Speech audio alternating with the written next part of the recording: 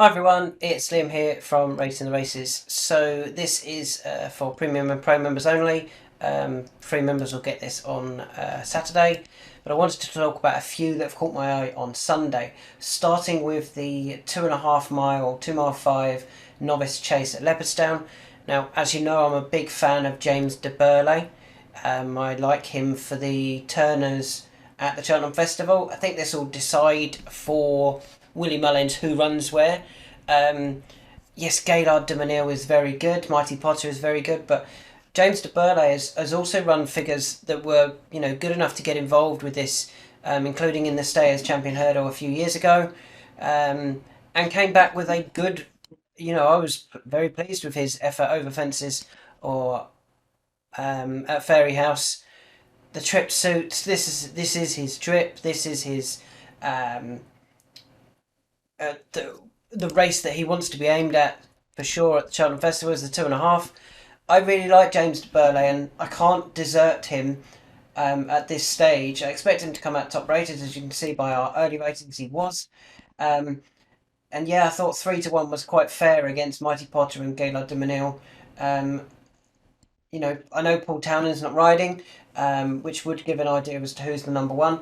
But this is a Simon Munir Isaac Suede horse, so Daryl Jacob was always going to get the ride. Does not mean that he doesn't think it's his number one.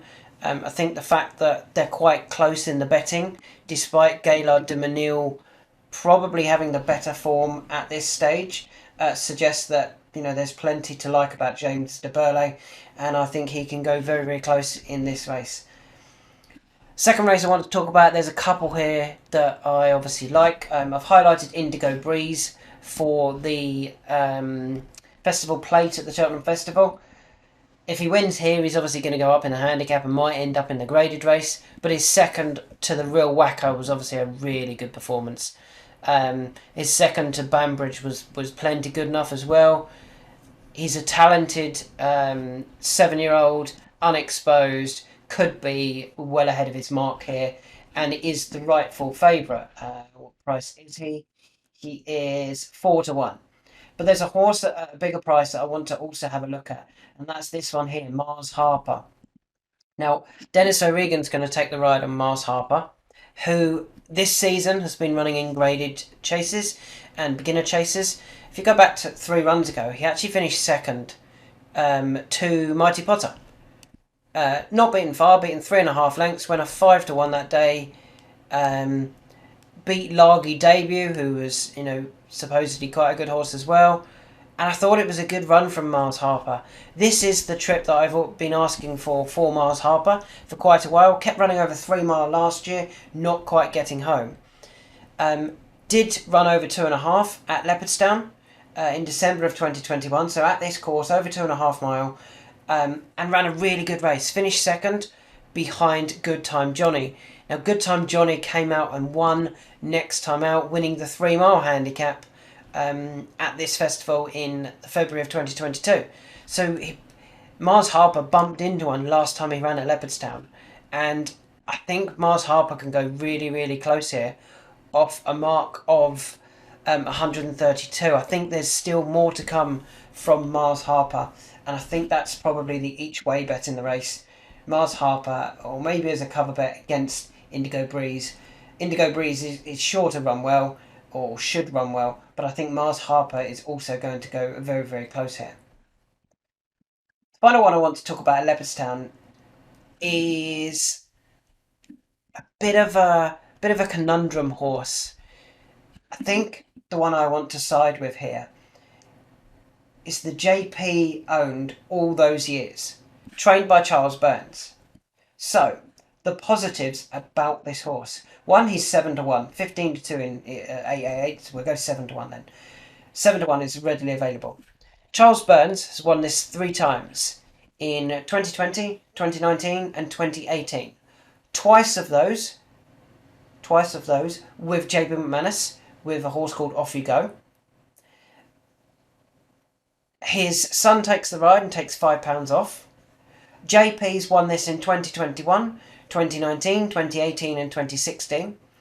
He had a second in it last year. And in 2020, when he didn't win it, He took out a horse on the day, Sire de Burle. Sire de Burle went on to win the Pertemps final on his next run.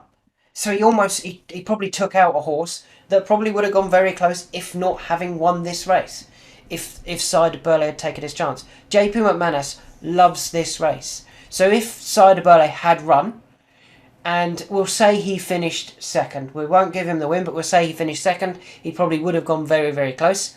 JP's recent runners or best positions in this race have been second last year, first the year before, second in inverted commas, first, he actually had first, second and third, first and first. He's got a terrific record in this race. He did disappoint one year where he had, I think, sixth, nowhere and pulled up. Those horses actually came out and run some really good races in feature handicaps afterwards. It was just an off day. The other thing that catches my eye about all those years is he's been with JP McManus for all those years, and Charles Burns for all those years. He's a 9-year-old, and yet he's had 1, 2, 3, 4, 5, 6, 7 runs. Let me count that again. 1, 2, 3, 4, 5, 6, 7, 8 runs under rules. He's a 9-year-old. Why on earth is JP holding on to a horse like that? Why on earth is Charles Burns holding on to a horse that clearly has issues? Clearly, has problems, and yet he's held on to him. JP would have got rid of him if he thought that, we're never going to get a run out of him, we're never going to get a good run out of him. I think this is the time that they're going to get a good run out of him. And to be fair to him, 4 runs ago when he won at Cork, he ran a 1.56. Nothing wrong with that. If there's more to come, because that was not, that was a pointless race to win. It was a novice hurdle after 421 days off the track. Probably just getting fitness back. It all kind of went wrong again after that. But yeah, if the fact that he's won that, I'm fully expecting there to be more to come. It's all about whether he can stay fit and they can get that run, or that big run that they're expecting out of him. If they can, this is the time to do it. It's worth 78 grand. Is that to the winner? Yeah, 78 grand to the winner. It's worth going for it, and I think all those years could be...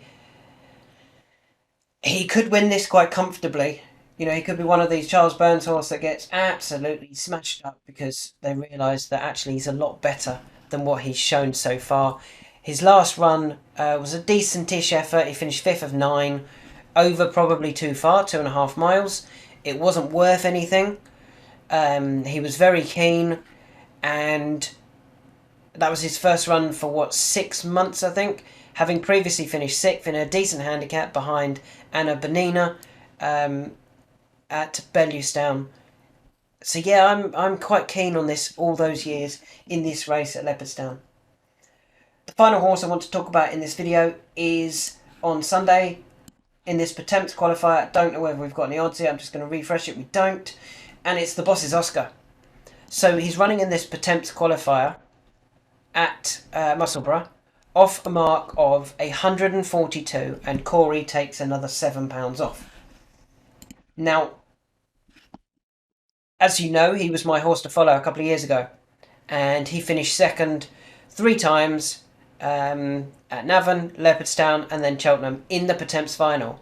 When he ran in that Pertemps final, he was running off a mark of 151. Now, on Sunday, to qualify, he's got to run off a mark of 142, £9 lower. Corey takes 7 off like Jordan did.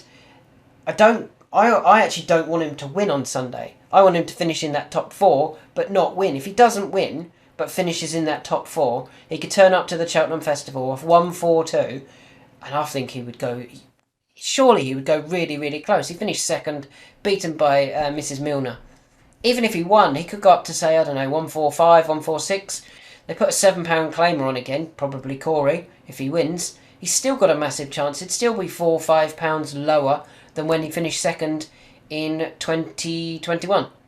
Yeah, I'm quite a fan of Boss's Oscar. Depending on what price they come out with, if they're going at 8s, 10s, 12s, I think he's worth a better on Sunday at Musselburgh. If they open him at 4s, it's almost not worth it personally for me. But if they give him a big price thinking that he's bang out of form, I think he'd be very, very interesting.